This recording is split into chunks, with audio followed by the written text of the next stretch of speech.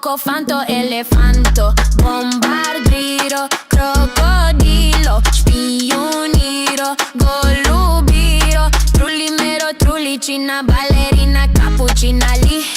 lila, rila, espresso una signora, tigru, ligra, prefruttuni, orangutini, ananasini, bom, bombini, gusini, zebra, zubra,